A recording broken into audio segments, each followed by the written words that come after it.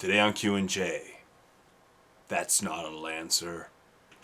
This is a Lancer.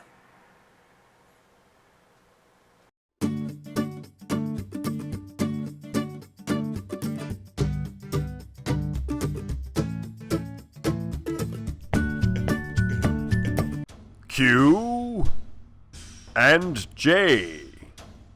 Hey everyone, welcome back to another Q&J. As always, my name is Jay, and it's been a while. Unfortunately, I'm very sorry that it's taken so long for me to resurrect this series, but better late than never. It's been a few months. But let's get back to the questions. Now, some of them may be out of date. I'll address those, and I'm hoping this is a new starting point for new questions that you can ask me, and we'll keep going, because that's the point of Q&J. Exactly. So we'll start off. Here we go. So, first question. Jay, dude, you need to stop speculating. Oh, this was about the oil prices. The price of oil is not high right now, and that also explains the weak Canadian dollar. Mate, that is true. The Canadian dollar is weak, and so is oil prices. I was saying that maybe gas prices were the cause of, shipping costs and stuff, but that's okay. And then there were a couple responses. One saying that they can't drop their prices. The first one was from DZ Saber, saying that obviously can't drop their prices and raise the prices accordingly, so they set their prices at a reasonable price on the higher end spectrum, so if prices go up, they're not screwed, and if prices go down, just extra profit. And then Black Tom also pointed out that the plastic is also made from oil byproducts as well, so it affects it all. Dr. Zoidborg says, "Hi Jay, I'm betting you're taller." That's true, I am taller, Dr. Zoidborg. I may have asked this before, but would you ever consider talking about fan dexes in your videos or even using them in your battle reports? What's that? A shameless plug? Nah, it can't be. Dr. Zoidborg is a fan of fan dexes. He's written his own, and I've actually read it and talked to him about it. It was actually a really good orc fan dex. And yeah, I would be interested in possibly discussing them or using battle reports in the future. That's the thing. I'd have to obviously mention it ahead of time because the problem is obviously once you start using fan dexes, armies can change and people might get upset. But if you mention it at the beginning, it's usually okay.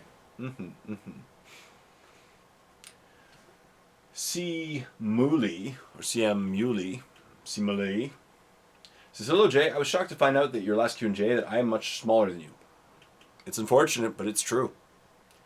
Unfortunately, Forge World have put their prices up again, and I'm a student with no source of income, so I'm unable to afford anything from them, let alone GW. I've tried eBay, but that doesn't work either." Yeah, lately eBay's been pretty high in prices. "What would you suggest as recasts as a big no-no?" Local ads, typically. Local ads is the best way. Like, for example, in Canada, there's one called Kijiji.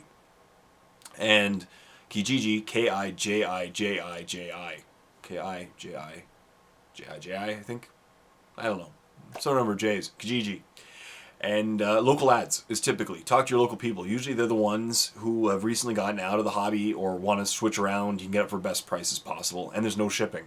That's what I usually recommend, because eBay has been really high lately. It seems like the market has just pushed for very high level prices. I've even noticed sometimes things go above like GW MSRPs. Now, I don't know the country in which the person's buying from, because if they're buying from like Australia or New Zealand, prices are actually much higher there, so it's still savings. But still, yeah, I noticed that too.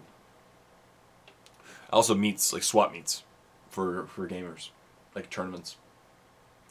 But thank you very much for your question, C. Muley. Aaron Weeks says, "And the Moloch is just a huge mind game too." It is. I love the Moloch. It's probably my favorite unit from Tyranids obviously, to use because it has mobility and it's a very tactical thing. You can just drop a pie-plated Doom on your opponent. It's pretty fun stuff. Mandragory Dravgus says, "Part of me thinks the GW is shifting their purchase format on their website. When I see the site selling the new Chaos Dreadhold for $1,000, yeah, it's crazy. For a set, I'm thinking they're selling this to the public anymore. I'm thinking, they're listing the items they market to the gaming clubs on the regular site as well." Yeah, that's a very good point. They might be simply, it might be going for a different market. The people who collect are a gaming club, gaming store. They want an amazing piece of terrain for their battle reports. You know, I can see Mini Wargaming getting it. Because I can't believe they'd sell a $1,000 set to an ordinary person nowadays. Now, when video game systems cost $200 US, and not when the minimum wage is $8 US, hasn't gone up in 20 years, and the player base keeps shrinking because of rivals. Yeah, very good point. Charles Rowan says, with GW, remember, there's a sucker born every minute. I kind of disagree with that a little bit, Charles Rowan. I don't think they're honestly trying to burn us. I think they're trying to get as much money as possible. That's true. But their products are good, so they're not selling us snake oil. But I understand your point. I do. Will never buy or support any GW product and encourage others to avoid such a company. Okay. Unfortunately, I definitely disagree with you there, because I play Warhammer 40k as my primary bread and butter. But maybe, Charles Rowan, you're a War Machine or Hordes player, which is a good game as well. Master Dwaylen says, hi Jay. What do you think about 40k Kill Team? I like it. I prefer Combat Patrol to Kill Team. Now, the reason being is I always forget what rules each individual has. And I keep losing track of which one each individual has. So, like, 4 guys will jump into a combat and you go, oh, shoot, is that the counterattack guy or the stealth guy or the rending guy? But it's a good team. It's a good game. I should do more battle reports for it. I really should. Maybe some, like, Combat Patrol or Kill Team battle reports. That'd be a lot of fun to film. I heard the fan-made Heralds of Ruin version is pretty fun. I've heard it too. I will try it out, and with my Skitarii soon. Happy painting, man. Happy painting, Master Dwaylen. Master Dwaylen was one of the guys pushing me to start painting with Jay again. And it's been a great success, obviously. It's my favorite series to film, and I've done 56 episodes, I think, as of today. And I've painted a lot of miniatures. It's been crazy. Like, this year alone, I think I've painted over 400. I'll have to do the math, but I'm pretty sure it's over 400. Black Tom. Hey, Black Tom. Says, hey, Jay. I think this has been asked before, but what are your thoughts on reprinting 7th Ed codices for 7th Ed? Just about your question, Black Tom. If you're referring to reprinting as in updating codices, like the new Tau Codex was essentially an update, but I do feel that there was a lot of good content in it, I'm all for that. In fact, it'd be really nice if they could just produce a supplement or like an update, especially about the digital codices with all the new rules. They're not going to, but it'd be good. Now, if you're saying reprinting isn't duplicating illegally, no. Obviously, I can't support that. And I think that's why I think your thing was more updating question. Daniel Jefferson says, thank you for answering my question. No problem, Daniel Jefferson. With news of the new Tau Codex, do you think that this should be left for later in the year, where you have the Chaos Codex, which is far older, and Tyranids being weak? I play Tau, and even though it's an old book, I can still hold my own against Eldar and Space Marines. Yeah, and now it's a new book, and it's pretty powerful. Like the more recent battle report that Mini Wargaming did, where it was a really strong Eldar versus really strong Tau, and the Tau destroyed the Eldar, was pretty scary stuff. Chaos really needs a Codex. Chaos Space Marines really need a Codex. And Tyranids, yeah, same. I'm guessing the next one's Astra Militarum, but yeah. Eric's Coins says, hi Jay, how are you? I'm good. How about you, Eric's Coins? I'm a fantasy AOS player, but I have a 40k question. If Tyranids is the awesome swarm in the universe, and what you see on the table is just a small scout squad of what's coming, isn't it a vain to even fight for the other races between them? Like these are just small battles. When the hive swarm comes, all is over. Is this right? Yeah, kind of. Thanks, Jay, for the Norwegian fan. No problem. P.S. I use Google Translate, so this is probably written wrong. No problem. I pick up what you're saying. So basically, is it futile? Like, is there a point choosing another race? Because if these Tyranids are coming to engulf the entire universe, is there a point actually playing the other armies? Yeah, for fun. But in the end, Tyranids will win. And I know what you mean. Is there, for the swarm battles, it would make sense from a fluff perspective to have the battles, because if you're a Space Marine player and you're playing against a Tyranid player, hypothetically, if they're a scout group, sent to relay information, you want to kill them before they do so. That would make sense. You want to defend your planet from them and try to survive in the long run. That's the problem with the endless swarm, is just they engulf the galaxy a little bit at a time. But thank you very much for your question, Eric's Coins. And yeah, no problem. Google Translate did well. Jay Ferrick says, "Hey Jay, if you could design your own Tyranid release of a couple models, what would they be? Looks and fluff included. Since so much is unknown about the steps during and after planet consumption, models like the Melanthrope, who is said to be rarely seen, since his role is normally after the fight is over." Personally, I would like, as kind of as what you're relating to, I would like Tyranids that have had their genetics modified by specific planets that have been destroyed by them in the fluff. Like, for example, if there was a molten lava planet, you'd have a molten lava Tyranid with, like, flamer templates. That'd be kind of cool. Or, like, an ice planet would have an ice nid. Rather than just the color scheme itself be engulfed in that. You know, like, a perfect example is the Troll Bloods faction of Hordes. Many of the trolls have specific powers. Like there's the fire troll, which is called a pyre troll. There's the swamp troll. There's the ice troll. And I think that would be kind of cool to incorporate that into Tyranids with their genetics, right? Like if they've engulfed an ice planet, it'd be really cool to have, you know, these ice-themed nids where actually icicles off them, and that's how they're actually built as kits. More elemental. Is, you know what I'm saying? Because if they're engulfing these planets, I think it'd be really cool for them to start incorporating themselves and have different looking Tyranids based on the fluff. I think it'd be really cool. That's what I'd say. That's what I would say. But thank you very much for your question, John Ferrick. I hope that answers it. But that's what I was saying. Each one would have an element, like a lava-looking Tyranid with like flamer templates, or an ice Tyranid, or that's why I would kind of go more elements or iron. You know, it'd be really cool if they could incorporate like metallics into themselves and, you know, cool stuff like that. The Anti-Theist says, "No knobs and mega knobs." Yeah, I can dig that. Right on, dude. Totally, man. Totally right. I respect that. I just poured water on my shirt.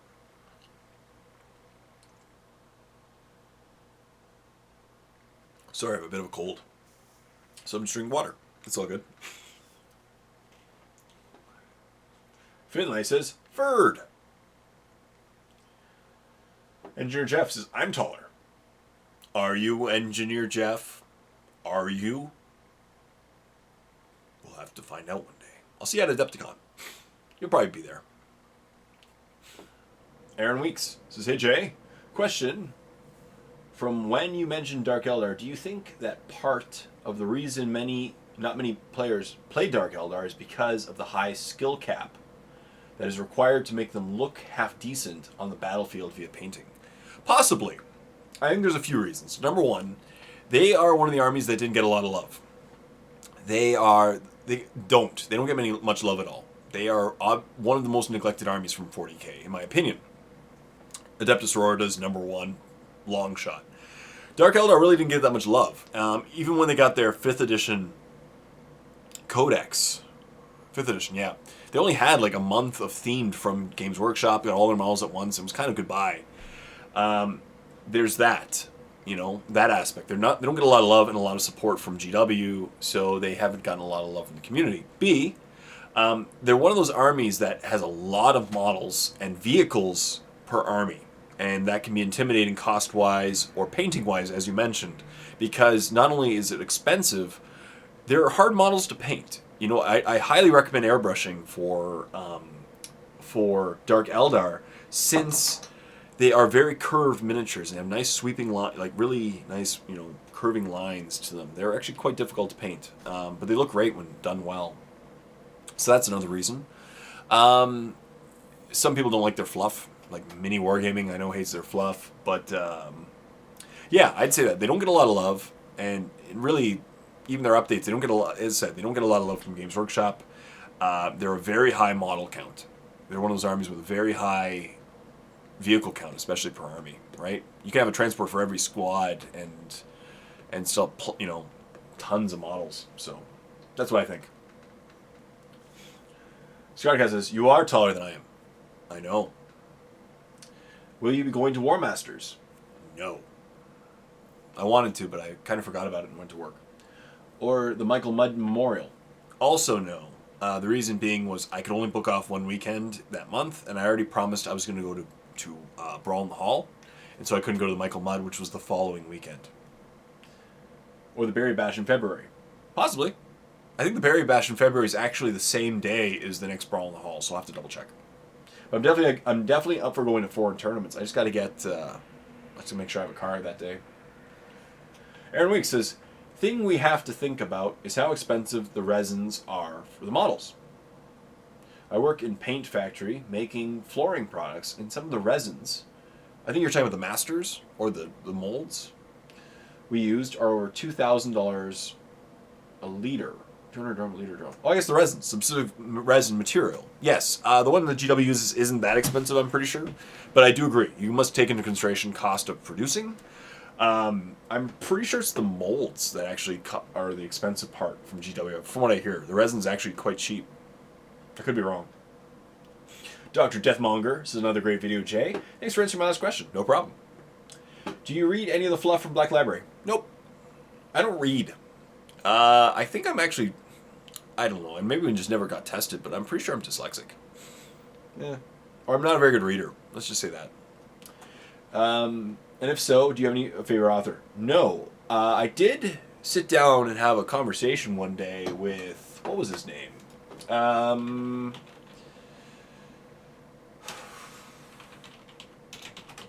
What is his name? Library authors. Give me a second here. I'll remember his name.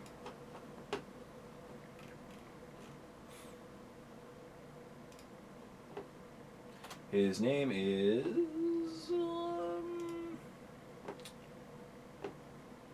no, Rob Sanders? Rob Saunders? Maybe it was Rob Saunders. No, that wasn't... what was his name? I forgot his name. Adam? I don't think it was Rob Saunders. That was Adam. Let's stop for a second and just look up names of authors at the Black Library. I actually had a good talk with a Black Library author once, not even knowing who he was. And let's see if I can find him. It's not Anthony Reynolds.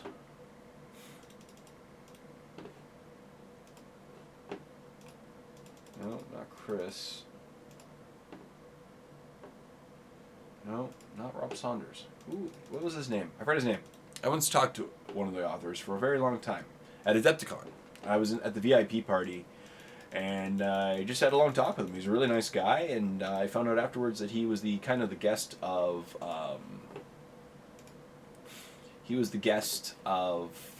honor. So that was kind of fun. It was cool. His name was... oh, I forgot his name. It's okay. I'll remember it after this video, and I'll feel bad that I forgot his name. That was Adam. I could be wrong. Maybe it's not Adam.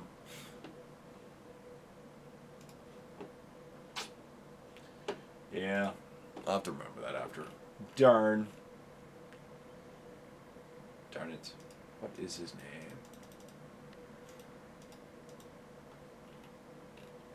That's okay. Okay, sir. I'm under the weather. I can forget stuff. It's okay. Next question. Red Versa. Question. Painting my Imperial Knights. I know you are. Dove gray trim, denim blue on the front chest, plate and weapon shields, and black chassis with metal underneath. The hand holds and piping are silver, as in the vents, but the black looks too plain. I don't know what to do. Edge highlights or lightning look? I'm horrible with decals. Suggestions for the other colors over black. I believe you actually ended up going with yellow stripes. And that's actually one of the things I would have recommended. A pattern over, an easy hand, any pattern that you can do over, because I know you're going to do this all freehand. You do your straight lines like you did. He ended up doing like lines, like sergeant lines. Really cool way, like a hazard stripes.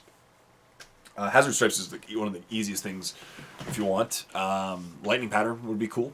Anything you want to do, Red Versa. Good stuff there.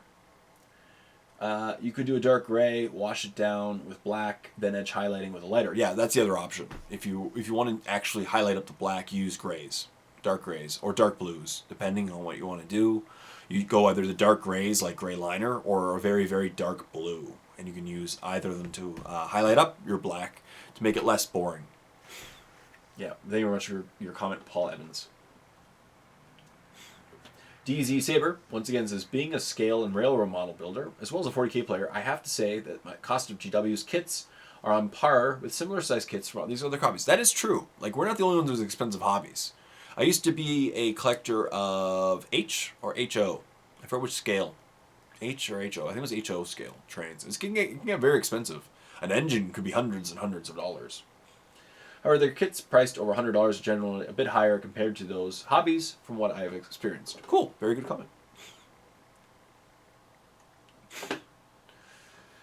Perils of the Wallet. Jay, have you had any recommendations for painting the marble on Forge World's Gilliman model? No, I'm trying to wrap my head around that pattern too. It's a freehand pattern, essentially. I have yet to really master marble, to be honest, and that's actually one of the models I'm going to challenge myself to paint in the very near future. And I haven't yet wrapped my head around, to be honest, painting marble. And I'm going to have to read up on some books and see, or read some tutorials and stuff. But to be honest, if I gave any advice, Perils of the Wallet, it would not be the best, unfortunately. I have not yet mastered marble.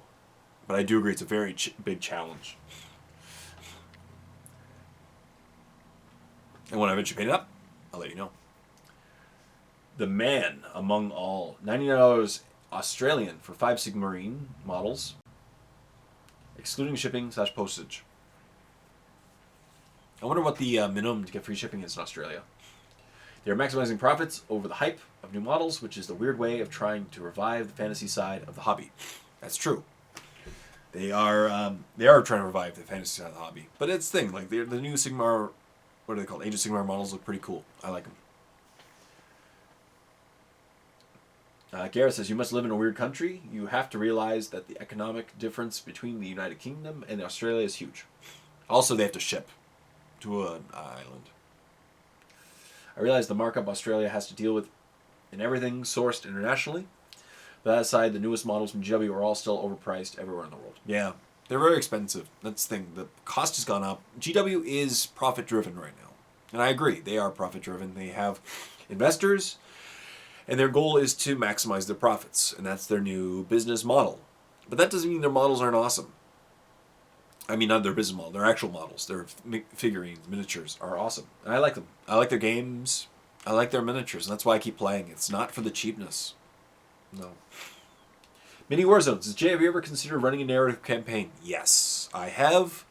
My biggest issue is that I don't have the same... None of my opponents that I play frequently play the same armies. We all like to play different armies. Like, Stu likes to play Orcs, and he likes to play Chaos, and he likes to play Imperial.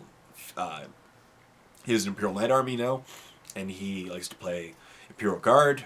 And then there's Dave, who plays like 8 good guy armies as well.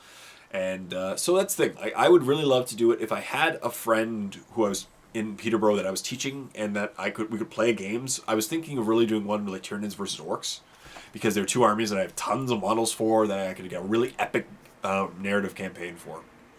But yes, I have considered it. Maybe one day soon. You know, I love that idea. I really, really love bringing a story with it and making people invest. It really it makes people invest their time into it. You know, it really gets their investment into it. You know what I'm saying? Because then they're interested and they're like, oh, they're invested and they want to see what happens. You know, I have the name of the Orc War Boss already in my mind. I'm not going to say it, and it'll be awesome if it ever happens. So that's it. Those are all the questions. I apologize. I'm very nasally. I'm starting to my medication, my cold meds are wearing off right now. So thank you as always for your questions. Now leave questions and comments in the comment section down below, and I will revive this series and use these comments as the foundation of the next video, and it'll all be good. So thank you so much, everyone, for subscribing and for supporting my videos. It has been an awesome year. I know tomorrow's December, or next week is December. It's crazy. But thank you as always. Please leave your comments and questions in the comment section down below, and I promise I'll get to them sooner. I'm thinking of doing this maybe every other week now. That's my goal. So thank you as always for watching. Until next time, this is Jay saying, happy painting.